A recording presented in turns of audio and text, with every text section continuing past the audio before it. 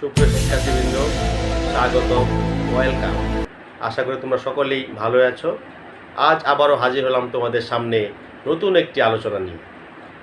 আজ আলোচনা করব মূলধন জাতীয় ও মুনাফা জাতীয় লেনদেন সম্পর্কে। তো শিক্ষার্থীবৃন্দ, তোমরা মনোযোগ দিয়ে ক্লাসটি দেখো। মূলধন জাতীয় ও মুনাফা জাতীয় লেনদেন খুবই গুরুত্বপূর্ণ একটি বিষয়। সাধারণত ব্যবসায় প্রতিষ্ঠানে বিভিন্ন ধরনের লেনদেন সংঘটিত হয়ে থাকে।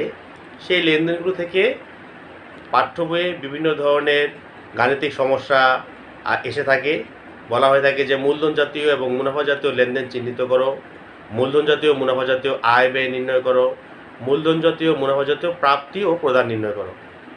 তো শিক্ষার্থীরা, মূলধন জাতীয় এবং মুনাফা জাতীয় আয় ব্যয় বা মূলধন জাতীয় লেনদেন চেনার খুব সহজ কিছু উপায় রয়েছে। লেনদেন চিনতে গেলে, মূলধন জাতীয় এবং মুনাফা জাতীয় লেনদেন চিনতে গেলে লেনদেনগুলোর মধ্যে কিছু বৈশিষ্ট্য তোমরা প্রথমে লক্ষ্য করবে। প্রথমে বলছি মূলধন জাতীয় লেনদেন চেনার উপায়। মূলধন জাতীয় লেনদেন চিনতে গেলে তোমরা লেনদেনটি পড়ে ভালোভাবে লক্ষ্য করবে। মূলধন জাতীয় লেনদেন অনিয়মিত হবে, টাকার অঙ্ক বড় হবে এবং দীর্ঘমেয়াদী হবে। এবং মুনাফা জাতীয় লেনদেন চেনার উপায় হলো স্বল্পমেয়াদী হবে, নিয়মিত হবে এবং টাকার অঙ্ক কম হবে।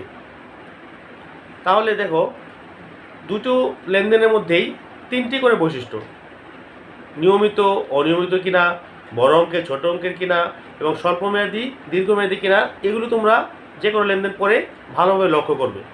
যদি তোমরা কোনো লেনদেনের মধ্যে দেখতে পাও যে লেনদেনটি টাকার অঙ্কে বড় এবং অনিয়মিত হয়ে থাকে এবং দীর্ঘমেয়াদী হয়ে থাকবে এবং দীর্ঘমেয়াদে ব্যবহার করা যায়, এই ধরনের লেনদেনগুলোকে তোমরা মূলধন জাতীয় লেনদেন হিসেবে চিহ্নিত করবে।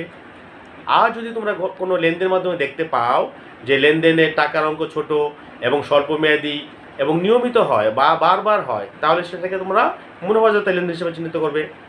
এখন মূলধন জাতীয় মুনাফা জাতীয় লেনদেন চেনার পর আমাদের বিভিন্ন গাণিতিক, হিসাব বিজ্ঞানী গাণিতিক সমস্যার মধ্যে এই ধরনের প্রশ্ন আসে যে মুনাফা জাতীয় আয় ব্যয়, মূলধন জাতীয় আয় ব্যয়, মুনাফা জাতীয় প্রাপ্তি প্রদান, মূলধন জাতীয় প্রাপ্তি প্রদান নির্ণয় করো। তখন তোমরা যে একটু আগে শিখেছো যে মূলধন জাতীয় মুনাফা জাতীয় লেনদেন চেনার উপায়, ওখান থেকেই তোমরা মূলধন জাতীয় এবং মুনাফা জাতীয় আয় ব্যয় প্রাপ্তি প্রদান তোমরা নির্ণয় করতে পারবে। তোমরা মুনাফা জাতীয় ব্যয় বের করার সময় লক্ষ্য করবে যে ব্যয়ের আইটেমটা দেওয়া রয়েছে গাণিতিক সমস্যার মধ্যে, সে ব্যয়টা নিয়মিত কিনা, স্বল্পমেয়াদী কিনা এবং টাকার অঙ্ক কম কিনা। যে ব্যয়গুলোর স্বল্পমেয়াদী হবে, নিয়মিত হবে এবং টাকার অঙ্ক কম হবে, সেই ব্যয়গুলোকে তোমরা মুনাফা জাতীয় ব্যয় হিসেবে গণ্য করবে। এবং মুনাফা জাতীয় ব্যয় নির্ণয় করার একটি সূত্র রয়েছে, সেই সূত্রটা আমি বলছি তোমরা। সূত্রটি হলো মুনাফা জাতীয় ব্যয় সমান সমান বিক্রিত পণ্যের ব্যয় যোগ পরিচালন ব্যয়। এখন তোমাকে বিক্রিত পণ্যের ব্যয় চিনতে হবে। এটা হলো সূত্রের ভিতরে আরেক সূত্র। বিক্রিত পণ্যের ব্যয় সূত্র আমি বলে দিচ্ছি। বিক্রিত পণ্যের ব্যয় সমান সমান প্রারম্ভিক মজুত পণ্য যোগ নিট ক্রয় যোগ অন্যান্য প্রত্যক্ষ খরচ বিয়োগ সমাপনী মজুত পণ্য। তারপর প্রথমে বিক্রিত পণ্যের ব্যয় নির্ণয় করবে, তারপরে এর সাথে পরিচালন এবং অপরিচালন ব্যয়গুলো যোগ করে দিবে। তাহলেই তোমাদের মুনাফা জাতীয় ব্যয় তোমরা পেয়ে যাবে। এখন আসলে মূলধন জাতীয় ব্যয়। যে সকল ব্যয় ফলাফল দীর্ঘমেয়াদী হবে, তোমরা এমন কোনো ব্যয়ের আইটেম যদি পেয়ে থাকো যে ফলাফল দীর্ঘমেয়াদী, টাকার অঙ্ক বেশি এবং এটা অনিয়মিত হয়ে থাকে, মানে বারবার হয় না, সাধারণত বছরে একবার হয়ে থাকে, এই ধরনের ব্যয়কে তোমরা মূলধন জাতীয় ব্যয় হিসেবে গণ্য করবে। এখন মুনাফা জাতীয় প্রাপ্তি এবং মুনাফা জাতীয় প্রদান। মুনাফা জাতীয় প্রাপ্তি হলো মুনাফা জাতীয় যত আয় আছে সবগুলো মুনাফা জাতীয় প্রাপ্তি। মুনাফা জাতীয় মানে যে প্রাপ্তিগুলো বারবার হয় এবং নিয়মিত হয়, টাকার অঙ্ক কম হয় এবং স্বল্পমেয়াদী হয়, সেগুলোকে বলা হয় মুনাফা জাতীয় প্রাপ্তি। তাহলে মুনাফা জাতীয় আয় কোনগুলো?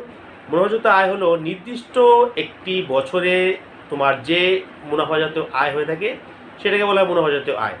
যেমন মুনাফা জাতীয় প্রাপ্তির ভিতরে তোমাদের বিগত বছর বা পরবর্তী বছরে কোনো টাকার অ্যামাউন্ট দেওয়া থাকতে পারে, ওইগুলোও আমরা মুনাফা জাতীয় আয় নির্ণয় করার সময় লিখব না। মুনাফা জাতীয় আয় নির্ণয়ের সময় বিগত সালের বা পরবর্তী সালের কোনো টাকার অঙ্ক দেওয়া থাকলে সেগুলো আমরা বিয়োগ করে দিয়ে প্রকৃত নির্দিষ্ট বছরে যে আয়টা থাকে সেটাকে আমরা মুনাফা জাতীয় আয় হিসেবে গণ্য করব। মুনাফা জাতীয় প্রাপ্তি এবং আয়ের মধ্যে খুবই সিম্পল একটু পার্থক্য। শুনতে একই শোনা যায়, কিন্তু এই জায়গায় তোমরা টাকার অঙ্ক দ্বারা পার্থক্য নির্ণয় করে নেবে। এখন আসলে খুবই ইম্পর্টেন্ট একটা বিষয়, মূলধন জাতীয় প্রাপ্তি এবং মূলধন জাতীয় আয়। কোনো স্থায়ী সম্পদ বিক্রির ফলে মূলধন জাতীয় প্রাপ্তি হতে পারে, ব্যবসায় মূলধন আনয়ন করলে মূলধন জাতীয় প্রাপ্তি হতে পারে, গৃহীত ঋণ মূলধন জাতীয় প্রাপ্তি। তাহলে আয় কোনগুলো? কোনো স্থায়ী সম্পদ বিক্রির ফলে তুমি যে সম্পূর্ণ টাকাটা পেলা সেটাই হলো মূলধন জাতীয় প্রাপ্তি, এবং তুমি যত টাকা বেশি পাইছো সেটা হলো মূলধন জাতীয় আয়। যেমন উদাহরণ ধরো, তুমি একটি যন্ত্রপাতি ক্রয় করেছিলে 20,000 টাকা দ্বারা, সেই যন্ত্রপাতিটি তুমি বিক্রি করেছো 22,000 টাকায়। তাহলে 22,000 টাকা হলো তোমার মূলধন জাতীয় প্রাপ্তি, এবং 22,000 টাকা থেকে 20,000 টাকা বিয়োগ করে তুমি অতিরিক্ত যে 2,000 টাকা পেয়েছো সেটি হলো তোমার মূলধন জাতীয় আয়। তো এক কথা বুঝে নাও, আমরা মূলধন জাতীয় প্রাপ্তি হলো আমরা যে টাকাটা এককালীন সম্পূর্ণটা পেয়েছি সেটা হলো মূলধন জাতীয় প্রাপ্তি, আর আমরা যত টাকা বেশি পেয়েছি সেটা হলো মূলধন জাতীয় আয়। শিক্ষার্থীবৃন্দ, আজ আলোচনা করলাম মূলধন জাতীয় মুনাফা জাতীয় লেনদেন চেনার উপায়, মূলধন জাতীয় মুনাফা জাতীয় আয় ব্যয় চেনার উপায়, এবং প্রাপ্তি প্রদান চেনার উপায়। তোমরা তোমাদের পাঠ্য বই থেকে, তোমাদের গাণিতিক সমস্যাগুলি থেকে আমার এই আলোচনার সাথে মিল করে মূলধন জাতীয় লেনদেন, মুনাফা জাতীয় লেনদেন চেনার চেষ্টা করবে, এবং মুনাফা জাতীয় আয় ব্যয়, মূলধন জাতীয় আয় ব্যয়, মুনাফা জাতীয় প্রাপ্তি প্রদান, মূলধন জাতীয় প্রাপ্তি প্রদান চেনার চেষ্টা করবে। ধন্যবাদ, তোমরা ভালো থাকো।